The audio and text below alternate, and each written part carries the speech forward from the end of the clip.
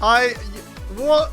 Welcome back everyone to another Grand Cross video. So we've just got access towards the beta server, and as you can see, we've gotten the update that's coming very, very soon. Yo, this is crazy. But even playing the opening as well, you know. Oh, look, you think that thing actually memes though. You see Jenna's actual thing there. Bro, this is too sick. Hang on. Alright, let's let's break it down. So yeah, I've got access to the beta server, so we're now on a different version of the game that you lot will not have access to, but maybe just comes in the future. Maybe next year on April 1st. But today we have apparently Tatsumaki, Genos, Child Emperor, King is spelled, King makes sense, Eskin obviously. And then Saitama's head is glowing, bro. I just realized. Boris in the background as well. There's probably too many characters here. I wonder if they're actually all playable. Alright. Yo, boys, this is insane. We're going to jump through and go through all the collaboration as much as we can. I've been told not to show too much here, so let's just jump in. Alright, so we're now on the actual game. I don't notice anything different. I don't think the whole part's the same. No, it's... Okay, it's the exact same, but then again, that's because we're behind Ryan, we're on global, so it makes sense. I don't think there's a... Yeah, nothing changed in the home screen, basically. Let's go towards the actual characters. Yeah, so we already have the characters on the game. I've been told not to show the other Boros and Genos. I can only show Tatsumaki and obviously Saitama, so we'll go through there a second. We go towards the banner. I think we can show the banner, though. Yes, so Miguel's still here. Alright, here is the banner. As you can see, the four characters is Saitama, Kate Boldy, it says actually. Obviously, Genos, Boros, and also Tatsumaki. It does say there at the bottom, 1 punch every 2 turns. Okay, that's a little tease to what's to come here. We're going to go for the character skin in a second. But yeah, the model looks pretty funny as well. Can we check the rates? So yeah, it's the exact same as normal banners. It's 0.25. It's a little bit annoying to keep doing this, but it is what it is. I have been told, though, if I do summon, then my gems do get spent, so we actually can't summon it, otherwise my gems will be ruined. But we do already have the characters, so we'll just go towards that. Alright, who do we start with first, then? I think we do Saitama first, right? We kind of have to. Let's go for him first. Alright, so we have Saitama. Obviously, he's called Kate Boldy, his superhero name. He's got a buff skill with single target skill. We did see that he does 1 punch every 2 turns, so I'm curious how that's going to work out. Obviously, the character do come relics as ultimate as well. He is a red human. Makes sense, right? Obviously, he's human. It's collab character. I think we start the first skill. Bro, what the... what is this, bro? Hang on, what's the tier 3 like? Nah, bro, come on. What is this? You know, it makes sense of the character a little bit because it's Saitama, the guy is overpowered. Wait, I don't know to read this, bro. Okay, let's go towards the tier 1 here. Let's check. So, increased attack pierce rate, critical chance, critical damage, increased defense, resistance, critical resistance, crit defense, and increased recovery, regeneration rate, lifesteal, HP by 10% over 2 times on a 1 tier buff one. Oh my god. Also apply solidified on a tier 1. Okay, that's kind of broken. Also, as well, apply increased skill multipliers and increase ultimate move gauge for 1 turn. Okay, I think it's already in the game, so I think if you get attacked, increase your ultimate gauge. Go towards the tier 2. What's the tier 2 get? Oh, wait. Okay, it's the exact same. I mean, the multipliers do go up a little bit. Look, the attack goes from 10 to 20 there. But the sort of... Oh, wait, hang on. It also applies debuff immunity at tier 2. Crazy. Do you want that, though? Yeah, probably, I guess. Yeah, because, you know, you can get petrified. So if you have debuff immunity, you can't get petrified. Or even stunned. So, apparently, he also applies a taunt as well. Yeah, it's done. Then we go towards a tier 3. Jeez. Okay, bro. Okay, so... The attack increased to 30. Everything's been maxed out basically. So you're gonna apply solidified spell with debuff immunity. How many buffs you're gonna have? Also, hang on. Also redirect all damage taken by 10%. So you've got a Tamio Grace or Tamio stance in that actual buff as well. The buffs are for 3 turns, but also applies... Oh, yeah, the skill increase multiplier. I just realized what that was, actually. So you increase the actual skill of the multiplier. Okay, good thing you got 1 skill there. At tier 3, you're also going to apply Coerce, which is... That's Gallant's passive, so you're going to taunt 1 character. They can't debuff you, but you already have debuff immunity. And they can only attack you as well. I mean, you're taunting, so... Is that needed? Probably not. I guess it's just not a buff, right? Yeah, I mean, bro, like, just going back and looking at the multipliers, like, if you get this to a tier 3, I mean, even a tier 1 is kind of crazy, right? But if you get it to a tier 3, you basically won the game. You only do taunt for 1 turn, though, so the coerce for 3 turns is really massive. Oh, that's permanent. Oh, it's permanent. So yeah, as long as you get a tier 3, you're constantly taunting 1 person. But you can stack it though. So if the game does go on long enough, you can just coerce the whole enemy team basically. And if you do lose your debuff immunity after 1 turn, you're actually gonna have that debuff immunity constantly on that 1 character. Okay, I see what we're doing then. Alright, let's check out the other skill. So bro, it's amplify. Yeah, of course. How many buffs are you gonna go by? he has one, two, pierce rate 3, 4, 5, 6, 7, 8, 9, 10, 11, 12, 13, 14, 15. Solar Fire can get up to his 15, 19. Boy, you have like 25 buffs. No wonder he one-shots every single time. I'm probably just, okay, so hang on. Surely he's broken. Alright, let's check out the ultimate actually. So the ultimate is apply death onto the enemy team for 1 turn and inflicts over rupture damage equal to 3% of attack. Okay, what's death do? Death increases death. Okay, I see what we're doing. So I think this is to count Mayo a little bit because Mayo you can't lower stats, so you can't do weak point. But if you're buffing their stats up by 1%, but then yeah, because the death can be a buff skill, right? So you're then always constantly dealing over rupture. I think this might be a 6-6 though. I would assume if it is at 1-6 to 6 to 5-6. It's probably only going to be rupture, but at 6-6 it does turn to over rupture. Don't know that for a fact, but that's what I'm assuming, right? But yeah, over rupture does 4 times damage toward buff characters. I'm pretty sure on PvE it's 10 times, but it's probably a bit too much. But even still, 4 times damage, and that's 30%. So you're doing what? 30% times 4? Like, bro, 100. That's like the highest AoE multiplier in the game, probably. Alright, let's check out the actual passive here. So the passive is Training Regimen. If the hero is the only unit left on the field, deplete all HP to 0. Oh, okay, I see what we're doing then. It's like, he can't die basically, so he just end up leaving the match. But only, okay, yeah, you want to use this guy in the front then. I mean, his passive doesn't work in the subs, obviously, the DPS character. But can only put 1 attack card every 2 turns. Oh, okay, I see what they're doing here then. Wait, also as well, the hero cannot gain ultimate move gauge by moving skills. Oh, okay, I see what they're doing then. So basically, if I'm reading this right, you want to kill the whole team first, and he's kind of like a taunt character, so it can be kind of hard to get to him, so you probably use AoE characters. But as soon as everyone dies, he then leaves the field. But after, I guess if he's the main DPS, right, after 8 turns, the game will just end, because every 2 turns you're pulling 1. Actually, I guess it's 7, because you're pulling 1 to start. You get 1 on turn 3, then turn 5, and then, yeah, so at 7 turns, basically, you're going to win the game. But once you kill, after the first turn, you're going to kill the DPS character, and, probably, if you kill my turn 1, you've basically won the game anyway. So, yeah, I guess that's just kind of building up teams that you can't just use 1 mega DPS, you've got to use more than 1. But I guess it does make sense you can't rush ultimate, because I'd imagine, because you can only get attack card every 2 turns, since you can't basically die straight away, you just keep on moving skills, so it's pretty smart, because you can get it by merging skills though, so if you do get them, you can merge them. Gonna be weird though, because the actual, I guess the second skill, the attack card, you can't actually merge it too often, because you can only get every 2 turns, so if you bring gold for it, it'd be a waste, but you're gonna see some cool animations probably.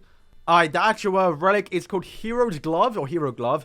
In PvP, once the hero eliminates 1 enemy, lower the number of skills used. Okay, so he's got a permanent spell, boys. That is just insane. Honestly, bro, I don't know what to do with this character. This thing's gotta be a joke, right? Could be wrong, but because it's the beta servers always change. We've seen that by regions, so there's a good chance when this character does come to the live servers that the character will change completely. So we can't take this for an actual fact, boys, because once again the beta always changes things. So when it comes to the live servers, then we can see it. But yeah, the buff skills is insanely broken, man. And in the attack card every 2 turns, yeah, like this, I'm not too sure this is gonna come true, you know. Like I think when this collab comes, it's, yeah, they gotta rework it, because like, bro, like the relic alone. Like, the relic alone's broken, bro. What the hell? Alright, so that is it for Saitama. I think I've been told, yeah, I can't show the skills animations because they're not really working just yet when you have the skills in-game. And the actual outfits, I'm not allowed to show either. But I will say he does have his Opie actual shirt on as well. Apparently, I've heard. So I'm definitely rocking that outfit when that comes to the game. But let's back out here and let's go towards Tatsumaki, who I'm looking forward to because she's probably my favorite character here.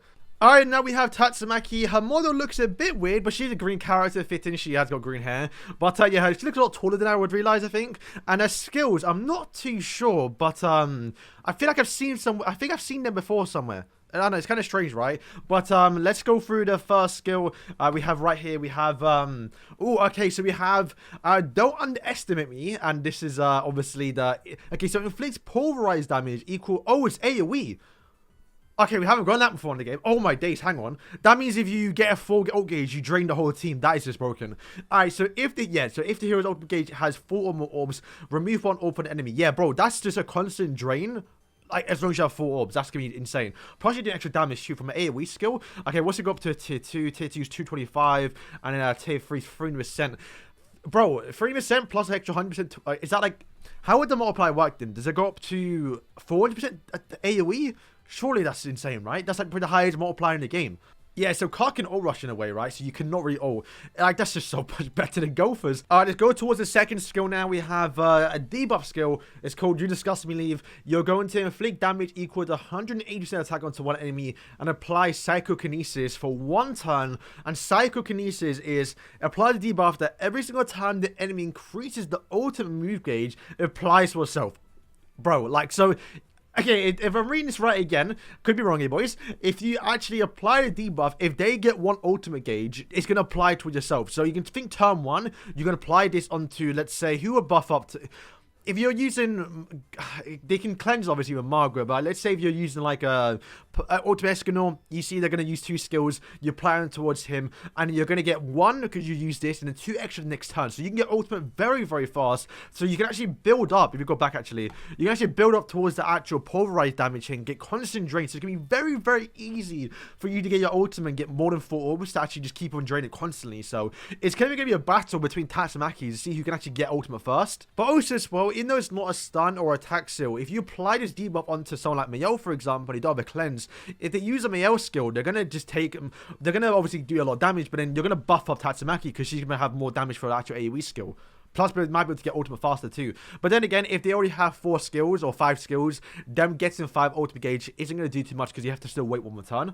Alright, honestly, I really do like that debuff, you know. It might be one of my favorites in the game if that ever comes through. Alright, let's go towards the passive here. So, when the hero uses skill, increase damage dealt by 30%, then creates a barrier equal to 20%. So, this is King Shield. Oh, wait, hang on. But it's only for herself. Is it? Create hero equal for all damage. Yeah, so creates a barrier on the hero equal. So it's basically a King's passive, but only for herself. And it also, well, rather than increasing, I think it was damage dealt and decreased damage taken, you're going to increase your critical chance and critical damage by 50%. Also, hang on, in PvP, reveal all enemies' cards. Okay, so in PvP, you need to see the top left corner, you can see all the cards, so you can actually see what they have. And that kind of goes back towards a second skill, actually, which is going to apply Psychokinesis. So if you see that a character has 2 or more skills, they're likely going to use it. So you can apply that onto that person, so you know you're going to get maximum buff from this actual, this debuff here. That is, honestly, quite smart. I guess... You know what's funny, actually, now that I'm thinking it? I think I'm mistaken, but people did theorize back in the past that 11 was going to have this actual passive. People actually thought she was going to reveal cards because she can kind of do that in the series, in a way. But yeah, bro, that's kind of a broken passive. Like, to have a constant shield, plus the damage increase with the actual pulverized skill, and also increase crit chance and crit damage. If you crit, you're doing insane damage. Let's go towards the actual ultimate here. The ultimate is, how about you take a nap? So I think this is when he used against the actual, was it the dinosaur? I think it was actually. Okay, so 7. Probably simple one actually. But then again, you got increased crit damage, so that's not bad. To be fair, I think if I'm not mistaken, there's only 1 character in the game that has an AoE 7, which I think is Will. And I don't think Will can even crit. So this is, AoE 7 might actually be kind of broken. Alright, let's go towards the actual relic now. So the magic rune bracelet, it is going to increase basic stats for 10% for every hero skill in hand. Okay, but you're typically using a lot of your skills anyway, so, I mean, to be fair, just having like 2 or 3 skills in just to get an extra 10% base stats is massive. Bear in mind, this is a human, so humans don't really have that many buffs, so I guess that's why they kind of need all the basic stats, right? But then when the hero dies, they deplete all enemies' ultimate move gauge by the number of ultimate move gauge that the hero had. So you're going to get ultimate very, very fast. You're going to have a lot of ultimate move gauge. So if they do want to kill her straight away, it may be a bit difficult because you might have too many cards in hand, and also with the shield as well. But also, I guess if you do kill her, you're losing all your ultimate move gauge from all your characters, depending on how much the character had. But assuming you start first, or even start second, because if you start second, you still get like 1 or 2, basically. So even if she dies turn 1, you're still draining, which I guess is not the worst thing, but you know, but you'll probably rather die later on. But yeah, that's actually massive. So like, a little bit of an ultra character. Yeah, bro, like they're never going to get ultimate this character. It's actually unreal. Alright boys, so that is all for Tatsumaki. That was all I can show for now though. I have been told that we can't show burst, but apparently he actually is transforming. He does go into his meteoric burst. And also as well, Genos has some special stuff in there. We have to wait and see when he comes to the game. So boys, thank you for watching. This was a little teaser of what's to come apparently. We never know, it may not come because this is the beta server. They just kind of always scrap collabs whenever they plan to come. So we will be there when this comes out. So yeah boys, thank you for watching, and yeah, peace.